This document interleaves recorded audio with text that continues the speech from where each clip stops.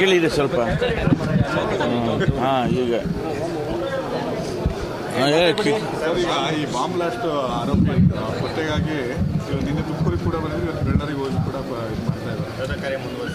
ಇಲ್ಲ, ನಮಗೆ ಅವರನ್ನು ಟ್ರ್ಯಾಕ್ ಮಾಡ್ತಾ ಇದ್ದೀವಿ.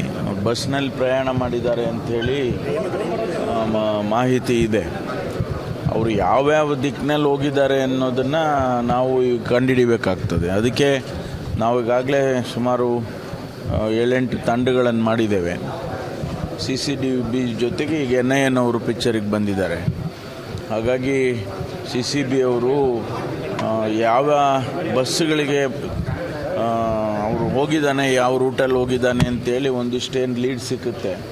ಆ ಲೀಡ್ ಇಟ್ಕೊಂಡು ಅವರು ತುಮಕೂರಿಗೆ ಬಂದಿದ್ದಾನೆ ಅಂತ ಒಂದು ಮಾಹಿತಿ, ಆದರೆ ಮುಂದಕ್ಕೆ ಹೋಗಿದ್ದಾನೆ ಅಂತಲೂ ಒಂದು ಮಾಹಿತಿ, ಅದನ್ನೆಲ್ಲ ನೋಡ್ತಾ ಇದ್ದಾರೆ. ಫುಟೇಜಸ್ ಎಲ್ಲ ಕಲೆಕ್ಟ್ ಮಾಡಿಕೊಂಡು ಬಸ್ಗಳು ಎಷ್ಟು ಬಸ್ಸು ಆ ಸಮಯದಲ್ಲಿ ಹೋಗಿದೆ ಅದನ್ನೆಲ್ಲ ಪರಿಶೀಲನೆ ಮಾಡ್ತಾ ಇದ್ದಾರೆ. ಕ್ಯಾಮ್ರಾಗಳನ್ನೆಲ್ಲ ಪರಿಶೀಲನೆ ಮಾಡಿ ಕೆಲವು ಪಿಕ್ಚರ್ಸು ಅಲ್ಲಿ ಬೆಂಗಳೂರಲ್ಲೆಲ್ಲ ಸಿಕ್ಕಿದೆ. ಅದನ್ನು ಪರಿಶೀಲನೆ ಮಾಡಿ ಟ್ರ್ಯಾಕ್ ಮಾಡ್ತಾ ಇದ್ದಾರೆ. ನನಗನ್ಸುತ್ತೆ ಆದಷ್ಟು ಶೀಘ್ರವಾಗಿ ಭೇದಿಸ್ತೇವೆ ಅಂತ ವಿಶ್ವಾಸ ಇದೆ. ಅದೇನೋ ನಮಗೆ ಅವನು ಸಿಗೋವರೆಗೂ ಕೂಡ, ಆ ವ್ಯಕ್ತಿ ಸಿಗೋವರೆಗೂ ಕೂಡ ಸಂಘಟನೆಯಿಂದ ಮಾಡಿದ್ದಾರಾ ಅಥವಾ ಇಂಡಿವಿಜುವಲ್ ಆಗಿ ಮಾಡಿದ್ದಾರಾ ಅದನ್ನೇನು ಹೇಳಕ್ಕೆ ಬರೋದಿಲ್ಲ. ಇಲ್ಲ, ಅರೆಸ್ಟ್ ಅಂತಿಲ್ಲ, ಕರೆದು ಅವರಿಗೆ ಇನ್ವೆಸ್ಟಿಗೇಟ್ ಮಾಡಿ, ಅಂದರೆ ಇದು ಸ್ಟೇಟ್ಮೆಂಟ್ಗಳು ತಗೊಂಡು ವಿಚಾರಣೆ ಮಾಡಿದ್ದಾರೆ. ಅರೆಸ್ಟ್ ಅಂತ ಹೇಳೋಕ್ಕೆ ಬರೋದಿಲ್ಲ, ಅದು ಕರೆದು ಅವರಿಗೆ ಸ್ಟೇಟ್ಮೆಂಟ್ಗಳು ತಗೊಳ್ಳೋದು ಮಾಡ್ತಾರಲ್ಲ. ಅಲ್ಲ, ಅದನ್ನೇ ನೋಡ್ತಾ ಇರೋದು. ಅದನ್ನೇ ನೋಡ್ತಾ ಇದ್ದಾರೆ. ಅವ್ರಿಗೇನು ಲೀಡ್ ಸಿಕ್ಕಿದೆ ಪೊಲೀಸ್ನವರಿಗೆ, ಅದ್ರ ಪ್ರಕಾರ ಹೋಗ್ತಾರೆ ಅವರು. ಸಿದ್ಧಗಂಗೆ ಮಠ ಒಂದು ಮುಗಿಲಿ, ಅದ್ರ ಬಗ್ಗೆ ಬೇಡ, ಅದ್ರ ಬಗ್ಗೆ ನಾನೇನು ಉತ್ತರ ಕೊಡೋಕ್ಕೆ ಹೋಗಲ್ಲ. ಅದ್ರ ಬಗ್ಗೆ ಈಗ ನಾವು ಸರ್ಕಾರ ಅಲ್ಲಲ್ಲ, ಈಗ ಒಂದು ಸರ್ಕಾರ ನಮ್ಮಲ್ಲಿ ಒಂದು ಸ್ಟೆಬಿಲಿಟಿ ಇರ್ತಕ್ಕಂಥ ಒಂದು ಸರ್ಕಾರ ಇದೆ ಸಿದ್ದರಾಮಯ್ಯನವರ ನೇತೃತ್ವದಲ್ಲಿ. ಹಾಗಾಗಿ ಅದರ ಬಗ್ಗೆ ಮಾತಾಡೋದು ಅಷ್ಟೊಂದು ಪ್ರಸ್ತುತ ಅಂತ ಅನಿಸೋದಿಲ್ಲ ನನಗೆ. ಮುಂದಿನ ನೋಡೋಣ.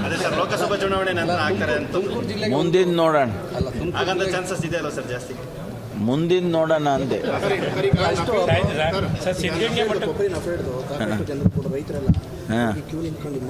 ಹೌದು, ನಿನ್ನೆ ನಾನು ಅವರಿಗೆ ನಮ್ಮ ಪ್ರಧಾನ ಕಾರ್ಯದರ್ಶಿಗಳು ಕೋಆಪರೇಟಿವ್ ಇದಕ್ಕೆ ನಬಾರ್ಡ್ನವ್ರಿಗೆ ನ್ಯಾಫೆಡ್ನವ್ರಿಗೆ ಇನ್ನೂ ಒಂದು 2-3 ಕೌಂಟರ್ಗಳು ಮಾಡಿ ಅಂಥೇಳಿ ನಾನು ಅವ್ರಿಗೆ ತಿಳಿಸಿದ್ದೆ. ಮಹಿಳೆಯರು ಕೂಡ ರಾತ್ರಿಯೆಲ್ಲ ಕಾಯ್ಕೊಂಡು ಅಲ್ಲಿ ಕಷ್ಟ ಬಿದ್ದಿದ್ದಾರೆ ಅಂಥೇಳಿ ನನಗೆ ಮಾಹಿತಿ ಬಂತು. ತಕ್ಷಣ ನಾನು ಮಂಜುನಾಥ್ ಪ್ರಸಾದ್ ಅಂತೇಳಿ ನಮ್ಮ ಕೋಆಪರೇಟಿವ್ ಸೆಕ್ರೆಟರಿ ಏನಿದ್ದಾರೆ ಅವ್ರಿಗೆ ಹೇಳಿ ನ್ಯಾಫೆಡ್ನವರಿಗೆ ಮಾತಾಡಿ ಇನ್ನೊಂದಷ್ಟು ಕೌಂಟರ್ಗಳನ್ನು ಓಪನ್ ಮಾಡಿಸಿ ಅಂತ ಹೇಳಿದೆ. ಮಾಡಿದ್ದಾರೆ ಅಂತ ಅಂದ್ಕೊಳ್ತೀನಿ, ಯಾಕೆಂದರೆ ಸ್ವಲ್ಪ ಮಟ್ಟಿಗೆ ಇದಾಯಿತು. ಆದರೆ ನಮಗೆ ಬಂದಿರತಕ್ಕಂಥದ್ದು ಏನು ಅಂದರೆ, ನಮ್ಮ ಜಿಲ್ಲೆಗೆ ಹೆಚ್ಚು ಪರ್ಚೇಸ್ ಮಾಡೋದಕ್ಕೆ ಸಾಧ್ಯ ಆಗಿಲ್ಲ ಅಂಥೇಳಿ ಅದನ್ನು ಮಾಡಬೇಕಾಗಿತ್ತು. ಯಾಕೆಂದರೆ ಕೊಬ್ಬರಿ ನಮ್ಮ ಜಿಲ್ಲೆನಲ್ಲೇ ತಾನೇ ಹೆಚ್ಚು ಆಗ್ತಾ ಇರ್ತಕ್ಕಂಥ ಉತ್ಪತ್ತಿ ಆಗೋದು. ಅದಕ್ಕೋಸ್ಕರ ಅದನ್ನು ಕೂಡ ನಾನು ಅವರಿಗೆ ತಿಳಿಸಿದ್ದೇನೆ. ಅಂತಿಮವಾಗಿ ಏನು ಮಾಡ್ತಾರೆ ನೋಡೋಣ. ಅಲ್ಲ, ಇವತ್ತೇನೇನು ಅನೌನ್ಸ್ ಮಾಡೋದಿಲ್ಲ. ಇವತ್ತು ಮೀಟಿಂಗ್ ಮಾಡಿ ಡೆಲ್ಲಿಗೆ ತೊಗೊಂಡು ಹೋಗ್ತಾರೆ. ಡೆಲ್ಲಿನಲ್ಲಿ ಸೆಂಟ್ರಲ್ ಎಲೆಕ್ಷನ್ ಕಮಿಟಿ ಅವರು ಕ್ಲಿಯರ್ ಮಾಡೋವರೆಗೂ ಅನೌನ್ಸ್ ಮಾಡೋದಿಲ್ಲ. ಬಹುಶಃ ಈ ವಾರದಲ್ಲಿ ಮಾಡ್ತಾರೆ ಅಂತ ಅನ್ಕೊಳ್ತಾರೆ. ಯಾರ್ದು ನನಗೆ ಗೊತ್ತಿಲ್ಲ, ಯಾರ್ದು ಎಲ್ಲಿಗೆ ಆ ಥರದ್ದು ಆ ರೀತಿ ಏನು ನಮ್ಗೆ ಗೊತ್ತಿದ್ದಂಗೆ ಯಾವುದೂ ಇಲ್ಲ. ನಮ್ಗೆ ಗೊತ್ತಿಲ್ಲ. ಯಾರು ಮುರಳೀಕೃಷ್ಣ ಅವರು? ಗೊತ್ತಿಲ್ಲ ನನಗೆ ಯಾರು. ಅಲ್ಲ, ಹಿಂದೂ ವಿರೋಧಿ ಧೋರಣೆ ಕಾಂಗ್ರೆಸ್ ಸರ್ಕಾರ ಅನುಸರಿಸ್ತಾ ಇದೆ ಅನ್ನುವಂಥದ್ದು. ನಾವ್ಯಾರು? ಅಲ್ಲ, ಹಿಂದೆ ಅಲ್ಲಲ್ಲ, ನಾವ್ಯಾರು? ಅಲ್ಲ, ಹಿಂದೂ ಸಂಘಟನೆ ವಿರೋಧಿಗಳ. ಸರಿ ಸ್ವಾಮಿ, ನಾವ್ಯಾರು ಒಂದೇ. ತಾವು ಹಿಂದೂಗಳೇನೆ. ಮತ್ತೆ ಬಟ್ ಅವರ ಆರೋಪ ಹಿಂದೂಗಳು ವಿರೋಧಿಗಳು ಹೆಂಗಾಗ್ತೀವಿ?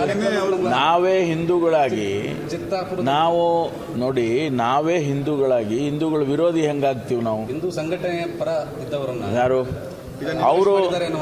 ಅಲ್ಲಲ್ಲ, ಅವ್ರು ಯಾವ್ಯಾವುದೋ ಕಾರಣಕ್ಕೆ ಹಿಂದೂಗಳು ಅಂದ ತಕ್ಷಣ ಅವ್ರು ಯಾರ್ಯಾವುದೋ ಏನೇನೋ ಕಾರಣಕ್ಕೆ ಅವ್ರನ್ನ ಕ್ರಮ ತಗೊಂಡಿರ್ತಾರೆ ಕಾನೂನು ಪ್ರಕಾರ. ಅದನ್ನೆಲ್ಲ ಒಟ್ಟಾರೆ ಹಿಂದೂಗಳು ಅಂತ ಅಂದ್ಬಿಟ್ರೆ ವಿರೋಧಿಗಳು ಅಂದರೆ ಅದು ಸರಿ ಇಲ್ಲ. ಅದು ಜಾತ್ರೆಗೆ ಬಂದ ಬಾಲಕಿ ಮೇಲೆ ಅತ್ಯಾಚಾರ ಆಗಿರೋದು ಅದನ್ನು ಇನ್ವೆಸ್ಟಿಗೇಟ್ ಮಾಡ್ತಾ ಇದ್ದಾರೆ. ಮೊನ್ನೆ ಆಗಿದ್ದ ಘಟನೆಯಲ್ಲಿ ಅರೆಸ್ಟ್ ಮಾಡಿದ್ದಾರೆ. ಇದು ಈಗ ಇದು ತನಿಖೆ ಮಾಡ್ತಾ ಇದ್ದಾರೆ. ನನಗೆ ಅದು ಮಾಹಿತಿ ತಗೊಳ್ತೀನಿ, ಡೀಟೇಲ್ಸ್.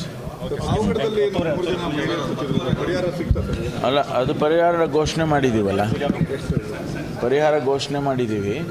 ಅದನ್ನು ಇಲಾಖೆಯಿಂದ ಕೊಡಬೇಕು, ಆದಷ್ಟು ಶೀಘ್ರವಾಗಿ ಕೊಡಿಸ್ತೇವೆ.